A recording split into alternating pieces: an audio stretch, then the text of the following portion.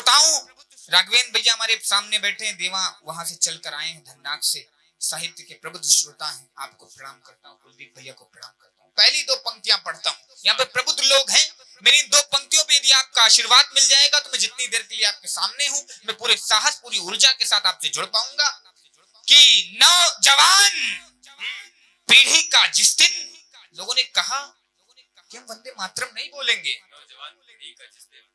लोगों ने कहा हम वंदे मातरम नहीं बोलेंगे, हमारे खून में नहीं है वंदे मातरम। दो पंक्तियां पढ़ता हूं, पीड़ गांव के प्रबुद्ध श्रोताओं, जिनके खून में वंदे मातरम नहीं है उनके खून में वंदे मातरम आएगा कैसे?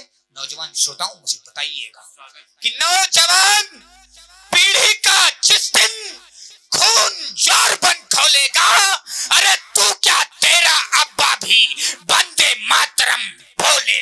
बहुत अच्छे। मैं बात कर रहा था कि मूल समस्या क्या है जिससे ये घटनाएं होती हैं। हम सब हिंदू यादव पंडित ठाकुर में बट जाते हैं, इसीलिए कश्मीर और बंगाल में हम कट जाते हैं, इसीलिए कश्मीर बंगाल में कट जाते हैं। बहुत अच्छे, बहुत अच्छे।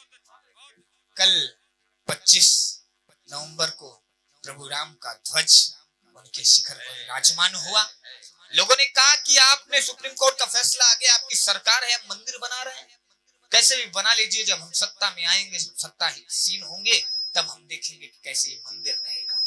मैं उनको बताना चाहता हूँ, संकल्प पंक्तियां भेंट करना चाहता हूँ, उनको बताना चाहता हूँ ये मंदिर कैसे बना है। ये मंदिर किसी सरकार ने नहीं बनवाया, एक मंदिर किसी कोर्ट ने नहीं बनवाया, ये मंदिर कैसे बना है, चार पंक्तियों में सुनिएगा कि कांटों के बिस्तर पर सोए, उस संकल्प को याद करिएगा जो उमा भारती ने किया था लाठियां खाते हुए, उस संकल्प को भी याद करिएगा जिसको मुरली मनोहर जोशी ने जिया था, उस संकल्प को याद करिएगा जो रथ यात्रा से लाल कृष्ण आडवाणी ने जिया था कि कांटों के बिस्तर पर सोए, फूलों से नहीं सजाया है, अंतर मन में जो द्वंद चले दुनिया को नहीं दिखाया है, रहमो कर्मों से नहीं मिला, सोनित दे करके पाया है, सुने विश्व की रामलला का मंदिर वही बनाया है, सुने विश्व की रामलला का मंदिर वही बनाया है। ध्वज कल विराजमान हो गया।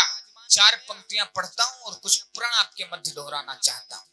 जब आप अपने ईश्वर के सम्मुख होइएगा तो इन प्रणों की पंक्तियों को आप अपने ध्यान में केंद्रित करके अपनी पूजा शुरू करिएगा कि धीरज रखो, छाती पर चढ़कर भगवा लहराएंगे, राम लला तो आए हैं, अब कृष्ण लला भी आएंगे, सौगंध सौगंध उठाओ शंभू की, काशी को भव्य सजाएंगे, मंदिर वही बनाया है, फिर मंदिर वही बनाया,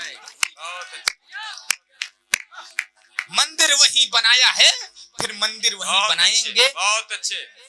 लोगों ने कहा शिविर से तीखी बात करते हो, तुम्हारे शरीर में जान नहीं है, 50 किलो के तो तुम हो, तुम ऐसी बातें करते हो अच्छे नहीं लगते हो। मैंने कहा सर सुनिए, लंबी और अच्छी और राष्ट्र की बात करने के लिए 56 इंच की छाती नहीं, 56 इंच का कलेजा होना चाहिए। उत्तर ही जब हमें चोट देने लग जाएं, तो जीवन में थोड़े से सवाल भी जरूरी हैं। शांति यदि कायरता के बोझ को बढ़ाने लगे तो जीवन में एक दो बवाल भी जरूरी हैं। अरे मदहोश होके ज्ञान देशद्रोही बांटते हैं, ऐसे राष्ट्रद्रोहियों का हलाल भी जरूरी है, और शत्रु के समक्ष यदि बात आए देश की तो थोड़ा बहुत खून में उबाल भी जरूरी है, जरूरी है। कई लोग कहते हैं कि थोड़ा कम तीखा लिखा करो। जितने भी लोग यहाँ पे कवि माँ वाणी के पुत्र बैठे हैं, हम लोगों ने एक संकल्प लेके एक कलम अपने हाथ में उठाई है कि कुहासा झूठ का जब सत्य को ढकने लगेगा, जब मूल्य मानव जाति का घटने लगेगा, और जब जब पितामह अन्याय के संग में दिखेंगे, तब तब कभी तलवार से कविता लिखेंगे। अच्छी कभी वाह वाह वाह वाह वाह वाह वाह वाह। एक बार दोनों हाथ कभी- उठा के जोरदार तालियों का आशीर्वाद दीजिए शिवेश को। वाह वाह वाह, बढ़िया है भाई, तब तक कभी तलवार से कविता लिखेंगे। तलवार से कविता लिखने का बढ़िया। सूर्यांशु ने कहा कि अभी कोई जिंदाबाद के नारे लगा रहा था चल के, उनका सोल्यूशन बताया। सूर्यांशु ने जो सोल्यूशन बताया वो उनकी विधा है, मैं एक सोल्यूशन बताता हूँ। अभी वहां पे दिल्ली में प्रोटेस्ट हो रहा था, वहां पे किसी ने नारे फिर से लगाए कि तुम कितने हिडमा मारोगे, हर घर से हिडमा निकलेगा। एक टिप्पणी कर देना चाहता हूँ प्रिय के प्रभु श्रोताओं, जिस घर से हिडमा निकलेगा वो कोख बांझ कर देंगे। सुनिएगा चार पंक्तियां। दिल्ली के एक विश्वविद्यालय में जब नारा लगता है कि भारत तेरे टुकड़े होंगे इंशाअल्लाह इंशाअल्लाह, भारत की बर्बादी तक जंग रहेगी जारी, तब आपका ये बेटा, आपका ये भाई कुछ पढ़ने की, कुछ लिखने की कोशिश करता है, आपका समर्थन मिलेगा। कि जिनके सपने गजवाए हिंद, सपने वो मंद करवाएंगे। जो कोख अफजलों की होगी, जो कोख अफजलों की होगी, वो कोख बंद करवाएंगे। ना कभी मुगालते में रहना, अब साख नहीं छटने देंगे। जब तक ये चंदा चमकेगा फिर देश नहीं बटने देंगे। षड्यंत्र यदि मन में होगा गर्दन मुट्ठी में भींचेंगे, डालेंगे हलक में हाथ, जुबा के साथ कलेजा खींचेंगे। डालेंगे हलक में हाथ, जुबा के साथ कलेजा खींचेंगे।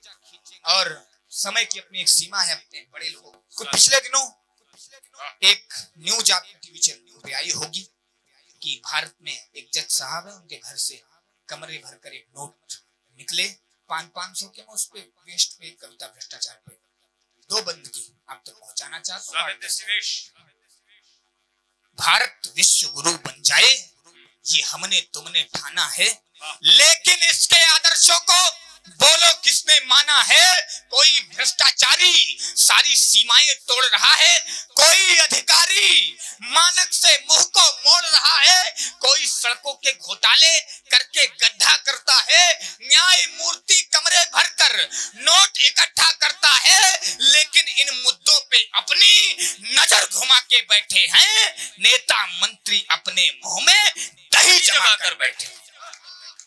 रोज कमीशन जाता है झोली भरकर दरबारों को, इसीलिए फर्क नहीं पड़ता है इन सरकारों को। बंद करो अब अनायास, अन्याय नहीं होने देंगे सड़कों पर भूखी जनता को, और नहीं सोने देंगे नेताजी के भाषण पर इरशाद नहीं कर पाएंगे, उनकी रैली में उनका जिंदाबाद नहीं कर पाएंगे। प्रेम गीत को छोड़ो यारों, अपने मन को क्रुद्ध करो, या तो सूली चढ़ जाओ या सीना तान के युद्ध करो।